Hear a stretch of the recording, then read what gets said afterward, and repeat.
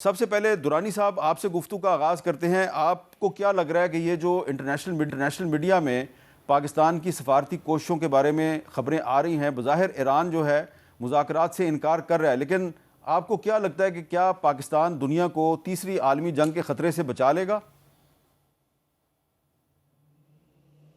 دیکھیے السلام علیکم حامد میر صاحب، بہت شکریہ.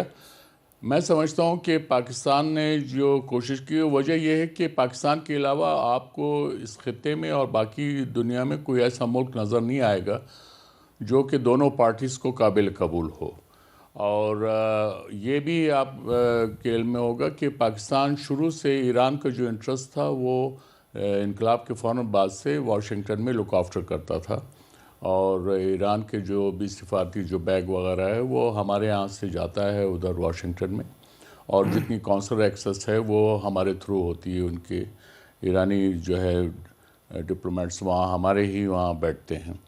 اور اس کے علاوہ یہ کہ پاکستان نے اپنے عمل سے ثابت کیا ہے کہ وہ خطے میں امن چاہتا ہے، اور اس کے لیے پھر وہ اسلامی دنیا کے لیے بھی قابل قبول ہے. اور پریزیڈنٹ ٹرمپ نے بھی یہ دیکھ لیا کہ ان کی جو یہ کوشش تھی کہ وہ بادشاہ سلامت کے طور پہ سامنے آ جائیں اور وہ اپنی ٹرمز ڈکٹیٹ کریں ایران پہ، تو ایسا ہو نہیں سکا. اور انہوں نے یہ شاید سب سے بڑی غلطی کی، انہوں نے یہ پہچاننے میں کہ ایران کو جو جغرافیکل ایڈوانٹیج ہے وہ نہ ان کو ہے نہ اسرائیل کو ہے. ان کے پاس بے شک جو ہے اسلحہ ہے، سب کچھ ہے، وہ کوشش کر سکتے ہیں، لیکن ان کو یہ ناکامی ہے. اب یہ آپ دیکھیں مہینہ پورا ہونے کو آ رہا ہے، لیکن امریکہ یا اسرائیل جو ہدف حاصل کرنا چاہتے تھے اس میں بری طرح سے ناکام ہوئے ہیں.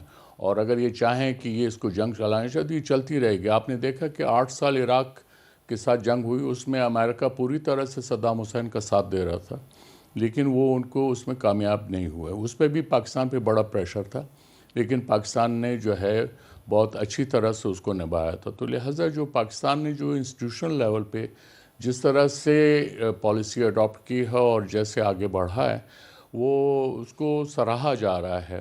اور اس میں ایران یقیناً پاکستان پہ اعتماد کرتا ہے، اور اگر کل کو کوئی میڈیشن کی بات آئے گی یا کوئی ثالث اگر بٹھایا جائے گا تو وہ پاکستانی ہوگا. جی اچھا، جاوید حسین صاحب، پاکستان کے وزیر اعظم شہباز شریف صاحب نے بھی آج ایکس پر ایک سٹیٹمنٹ جاری کیا، اور اس میں انہوں نے کہا جی کہ پاکستان جو ہے وہ ایران اور امریکہ کے درمیان جو مذاکرات کی کوششیں ہیں ان کو سپورٹ کرتا ہے، اور وائٹ ہاؤس نے بھی ان کوششوں کی تصدیق کی ہے. اس کا مطلب یہ ہے کہ کم از کم پاکستان اور امریکہ کے درمیان بات چیت چل رہی ہے. لیکن جو باقر کالیباف صاحب ہیں وہ ابھی تک مذاکرات سے انکار کر رہے ہیں، لیکن ساتھ ہی ساتھ ہمارے پاس ایران کی جو شرائط ہیں وہ بھی آ چکی ہیں. وہ آپ ان کو شرائط کا بھی پتہ ہے، وہ کہہ رہے ہیں جی کہ دوبارہ جو جنگ ہے یہ اس کے دوبارہ شروع ہونے کی یقین دہانی نہ کروائی جائے، خطے میں امریکی فوجی اڈوں کا خاتمہ کرایا جائے، امریکہ اور اسرائیل کو پیچھے دھکیلنا، ایران کو ہرجانے کی ادائیگی کرنا، تمام علاقائی فرنٹ پر جنگ ختم کرنا، اور آبنائے ہرموز کے لیے نئے قانون پر عمل درآمد کرنا. تو یہ جو ایران کی جو شرائط ہیں، اس میں آپ سمجھتے ہیں کہ جو وہ کہہ رہے ہیں جی کہ خطے میں امریکی فوجی اڈوں کا خاتمہ، تو یہ بڑی بھاری بھرکم شرائط ہیں، تو کیا ایران جو ہے وہ اس کی شرائط کو امریکہ تسلیم کرے گا؟ دیکھیں، جو کوئی بھی جب نیگوشیشن کا پروسیس شروع ہوتا ہے تو شروع میں دونوں سائڈز جو بھی سائڈز ہوتی ہیں انہوں اپنی میکسیملسٹ جو یعنی زیادہ سے زیادہ جو شرائط ہے وہ رکھنے کی کوشش کرتے ہیں، تاکہ جب نیگوشیشن کا پروسیس شروع اور بارگیننگ ہو تو اس میں ان کے لیے کوئی فلیکسیبلٹی ہو. لیکن جہاں تک یہ شرائط ہیں، وہ آپ کی بات ٹھیک ہے، وہ یعنی کوئی ان نیمڈ جو سورسز ہیں ایران سے، انہوں نے یہ شرائط پروپیگیٹ کی ہیں، اور انٹرنیشنل میڈیا نے ان کو پک اپ کر لیا ہے.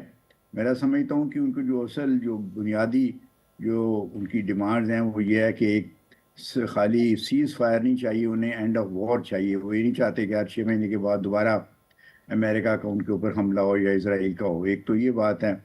دوسرا، وہ چاہتے ہیں کہ جو اسٹیٹ آف ہرمز ہے اس کے لیے ایک نئی لیگل رجیم بنائی جائے، which is not again an impossible thing. اور تیسرا، وہ چاہتے ہیں کہ جو زیادہ مشکل ہوگا چیز وہ یہ ہے کہ وار ریپریشنز، کہ وہ کہتے ہیں کہ ہمارے اوپر ایک ناجائز انجسٹیفائڈ وار امریکہ اور اسرائیل نے تھوپی ہے، امپوز کی ہے، اور ہمیں اس سے بہت نقصان پہنچا ہے، تو ہمیں اس کی کمپنسیشن ملنی چاہیے۔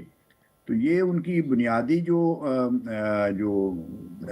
ڈیمانڈز ہیں وہ تو شرائط یہ ہیں، اور امریکہ کی بھی کاؤنٹر شرائط ہیں۔ انہوں نے کہا ہے کہ جی ایران بالکل نیوکلیر ویپن بنانے سے جو ہے دستبردار ہو جائے، اور یورینیم انریچمنٹ سے بھی دستبردار ہو جائے۔ اس کے علاوہ وہ چاہتے ہیں کہ ان کی جو میسائل پروگرام ہے اس کے اوپر ریسٹرکشنز ہوں۔ بیسیکلی ان کا مقصد یہ ہے کہ ایسے میسائل ایران نہ بنا سکے جن کی ریچ اسرائیل تک ہو۔ تو یہ جو تیسرا وہ یہ ہے کہ ایران چاہتے ہیں کہ جو ایران کے جو مختلف حمایتی گروپس ہیں مختلف مڈل ایسٹ میں کے ممالک میں، جیسے حزب اللہ ہیں یا حماس ہیں، حوتیز ہیں، ان سے ایران جو ہے نا ان کی حمایت سے دستبردار ہو جائے۔ تو یہ دونوں سائڈ سے جو ڈیمانڈز ہیں یہ یعنی زیادہ سے زیادہ جو وہ مانگ سکتے ہیں ان کی طرف سے پیش کی گئی ہیں۔ اب جب امیڈیٹ تو چیز یہ ہے کہ کیا پاکستان، ترکی اور مصر جو لگتا ہے کہ behind the scenes diplomatic channels کے ذریعے دونوں ممالک کے درمیان ایک انٹرمیڈیری کا کردار ادا کر رہے ہیں، کیا وہ دونوں ممالک کو اس چیز پہ پرسویٹ کر سکتے ہیں کہ فی الحال for some time cessation of hostilities ہو، جس کے بعد ایک پیریڈ کولنگ آف ملے دونوں کو، اور پھر ایک پروسیس نیگوشیشن کا شروع ہو جس میں یہ دونوں سائڈ اپنی اپنی شرائط سامنے رکھیں، اور پھر دوست ممالک کی مدد سے یا خود جیسے وہ چاہیں انڈائریکٹ نیگوشیشن سے یا دوست ممالک کی مدد سے وہ کسی نتیجے پہ پہنچنے کی کوشش کریں۔ یہ کوئی آسان کام نہیں ہوگا، کیونکہ ایران اور امریکہ کی جو ایک آپس میں انمیٹی ہے وہ آپ کو یاد ہوگا وہ تو 1979 سے چلی آ رہی ہے، جب امریکہ کا ایمبیسی میں آفیشل جو ہیں ایرانیوں نے ہاسٹیج رکھے تھے۔ اس کے بعد پھر یعنی امریکہ نے اور دوسری ویسٹرن پاورز نے صدام حسین جو ہے عراق کا جو اس وقت رولر تھے ان کو اس چیز پہ آمادہ کیا کہ وہ ایران پہ حملہ کریں۔ تو وہ 8 سال وار جو ہے وہ ایران اور عراق نے لڑی، جس میں دونوں ممالک تباہ ہو گئے۔ اور اس کے تو ان کی جو مخالفت ہے جو امریکہ کی ایران کی، یہ بڑی پرانی چلی آ رہی ہے، اور یہ کوئی آسانی سے جانے نہیں لگی۔ اس کی بڑی وجہ یہ ہے کہ امریکہ ایران کو اپنے جو اس کے اسٹریٹجک گولز ہیں مڈل ایسٹ میں، ان میں سب سے بڑی رکاوٹ ایران کو دیکھتا ہے۔ اور اسٹریٹجک گولز کیا ہیں؟ وہ یہ ہے کہ امریکہ چاہتا ہے کہ مڈل ایسٹ کا جو سارا خطہ ہے اس کے اوپر اس کی بالادستی قائم رہے، اس کو کوئی چیلنج نہ کرے۔ تو وہ بالادستی تو ہمیں لگ رہا ہے کہ وہ ختم ہو گئی ہے۔